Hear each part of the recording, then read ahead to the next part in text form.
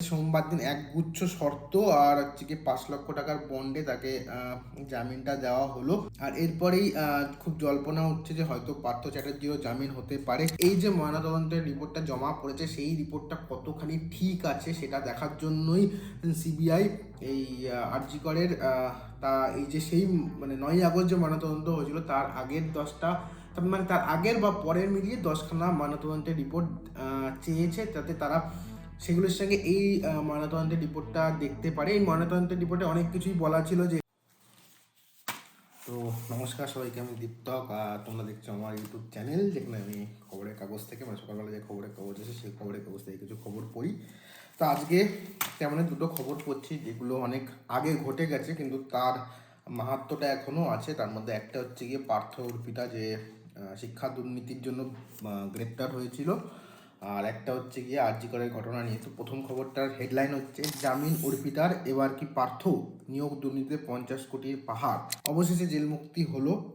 গ্রেপ্তারির প্রায় 857 দিন পর শিক্ষক নিয়োগ দুর্নীতি মামলায় গ্রেপ্তার হয়েছিল সেই সময় শিক্ষামন্ত্রী পার্থ চট্টোপাধ্যায়, আর তার বান্ধবী অর্পিতা যে মুখার্জি যে গ্রেপ্তার হয়েছিল সেই অর্পিতা মুখার্জি জামিন পেল। আর এইখানে পার্থ চট্টোপাধ্যায়ের জায়গায় ফার্স্টেই নাম দিয়েছে পার্থ মুখোপাধ্যায়, টাইপিং মিস্টেক হয়েছে, হয়ে যায় মাঝে মাঝে, সেটা ঠিক আছে। তো এখানে বলা যায় যে সোমবার দিন একগুচ্ছ শর্ত আর হচ্ছে কি 5 লক্ষ টাকার বন্ডে তাকে জামিনটা দেওয়া হলো। আর এরপরেই খুব জল্পনা উঠছে যে হয়তো পার্থ চ্যাটার্জিরও জামিন হতে পারে। ইভেন পার্থ চ্যাটার্জির জামিনের শুনানি ছিল এই দিন, কিন্তু দুইজন যে বিচারক ছিল তাদের মধ্যে কথা কাটাকাটি বা মতানৈক্যর জন্য শেষ পর্যন্ত এই শুনানিটা হয়নি, জামিনের মামলা শুনানি হয়নি। এবার সেই শুনানি হবে হচ্ছে গিয়ে তৃতীয় বেঞ্চে, আর চলতি সপ্তাহেতেই বলছে যে এই শুনানিটা হতে পারে। তো অনেকের মনে করছে যে এই অর্পিতার যেহেতু জামিন হয়ে গেল, তো এখন হয়তো পার্থ চ্যাটার্জিরও জামিন হয়ে যাবে। তার জামিনের জল্পনার মধ্যেই প্রাথমিক শিক্ষক নিয়োগ দুর্নীতি মামলাতে আরেকজনকে গ্রেপ্তার করলো সিবিআই। তিনি হচ্ছে গিয়ে সন্তু গঙ্গোপাধ্যায়, বেহালায় তিনি থাকতেন। তিনিও এই পার্থই ঘনিষ্ঠ, আর তিনি নাকি এখানে তার বিরুদ্ধে অভিযোগ হয়েছে 26 কোটি টাকার লেনদেনে তিনি জড়িত আছে। তো এখন দেখার যে তার বিরুদ্ধে আর কি অভিযোগ আসে।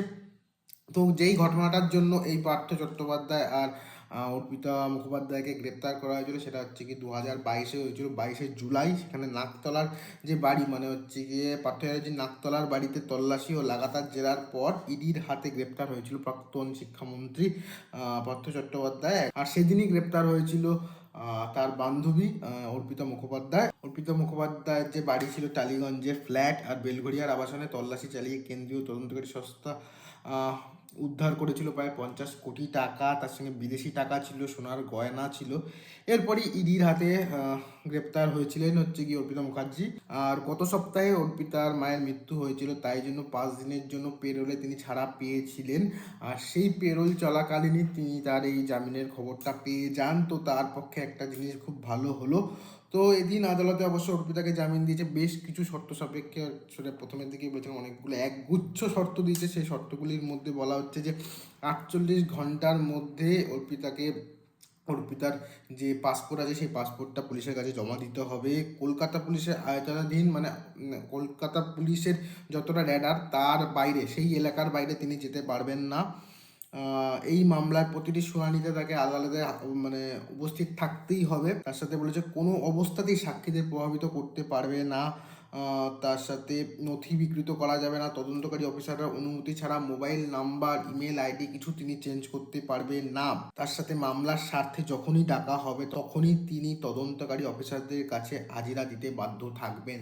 এত কিছু শর্ত দেওয়ার পরে তাকে জামিন দেওয়া হয়েছে। আর শুধু না, তাকে কিন্তু 5 লক্ষ টাকাও তার এই জামিনের জন্য তার কাছ থেকে নেওয়া হয়েছে। তো তার যখন জামিন দেওয়া হয়েছিল তখন ইডির তরফের যে আইনজীবীরা ছিল তারা কিন্তু সেই জামিনের বিরোধিতা করেছিল, কারণ তারা বলেছিল তারা যদি এই অর্পিতা মুখার্জি যদি ছাড়া পেয়ে যায় তাহলে তিনি কিন্তু এই বিচার ব্যবস্থাটাকে প্রভাবিত করতে পারে। কিন্তু এই অর্পিতার উকিলরাও বলেছিল যে সমস্ত নথিফতি যা সমস্ত জিনিসপত্র সবই তো দিয়ে দেওয়া, সব কিছুই হচ্ছে তদন্তকারীদের হাতে আছে, তো কি আর প্রভাবিত করবে।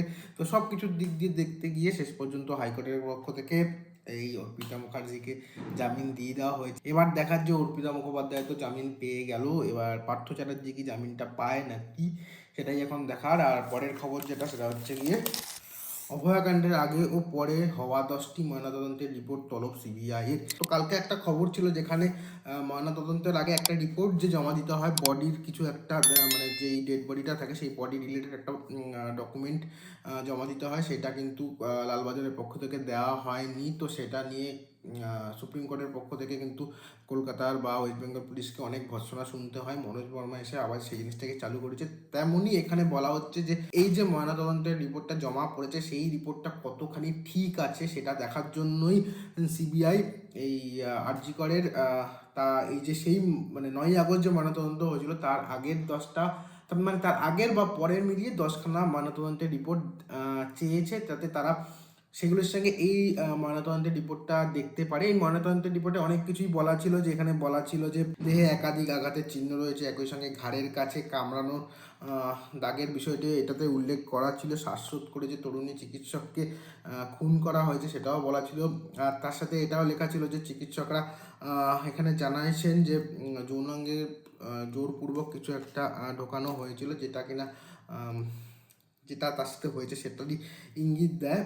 তো ফরেন্সিক রিপোর্টেও একই বিষয়ে কথা বলা হয়েছে, কিন্তু রিপোর্টের বেশ কিছু জায়গায় ধোঁয়াশা আছে, যেটা সিবিআই বুঝতে অসুবিধা হচ্ছে। এই নিয়ে একাধিকবার জিজ্ঞাসাবাদও করেছে ময়নাতদন্তকারী চিকিৎসকদের, মানে সিবিআই এর তদন্তকারী অফিসাররা করেছেন জিজ্ঞাসাবাদ। তো এবার শুধু এই 10টা রিপোর্টই না, সিবিআই তদন্তকারী অফিসাররা এইমসের থেকেও ময়নাতদন্তের রিপোর্ট নিয়ে এসছে, বা সেটার সঙ্গে এই রিপোর্টটাকেও মিলিয়ে দেখবে যে এই রিপোর্টটা ঠিক আছে নাকি এই রিপোর্টটাতে কোনো চেঞ্জ হয়েছে। কারণ এইমসের যে ময়নাতদন্তের রিপোর্ট তাতে অনেক বিস্তারিত সব কিছু লেখা থেকে অনেক বেশি কলাম আছে, যেটা এই আরজি করে 9ই আগস্টে যে ময়নাতদন্ত হয়েছে তাতে ছিল না।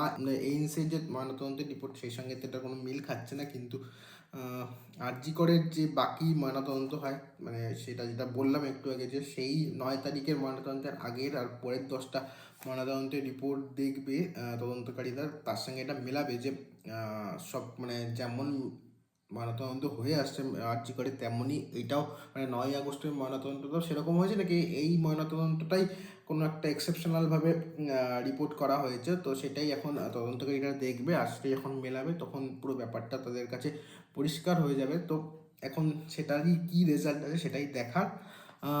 তো এই ছিল দুটো খবর যেটা অনেক আগে ঘটে গেছে, যার রেজাল্ট এখনও মানে ঠিক মতো বেরায়নি, এখনও সেই নিয়ে কেস চলছে। তো এখন দেখার যে কত তাড়াতাড়ি এই দুটো কেসের মীমাংসা হয়। মানে একটা তো অর্পিতা মুখার্জি যে জামিন পেয়ে গেল, পার্থ চ্যাটার্জি এখনো জামিন পায়নি, তার শুনানি মানে চলতি সপ্তাহেই হবে বলছে, সেও হয়তো জামিন পেয়ে যেতে পারে। এখানে বলা হয়েছে যে অনেকে অনেকে ভাবছে সেই জিনিসটা। আর এই অভয়াকাণ্ডের তো এখনো কোনো মীমাংসার দিকে মানে মনে হচ্ছে না কোনো মীমাংসা যাচ্ছে। সে একই একজন ধরা পড়েছিল, সেই ধরা পড়ে আছে, সেও আবার বলছে সে নাকি দোষী না। আর যে অধ্যক্ষ ছিল তাদের তো দুর্নীতির মামলায় ধরেছে। তো এখন দেখা অভয়ার কেসটাও কোন দিকে যায়, কারণ আস্তে আস্তে সব কিছু থিতিয়ে পড়ছে, মানে সেই যে ব্যাপারটা ছিল এখন আর সেই ব্যাপারটা নেই। তো এই ছিল আজকের এই ভিডিওটা। দেখা হচ্ছে আবার পরের একটা ভিডিওতে। ততক্ষণ সবাই ভালো থেকো, সুস্থ থেকো, টাটা।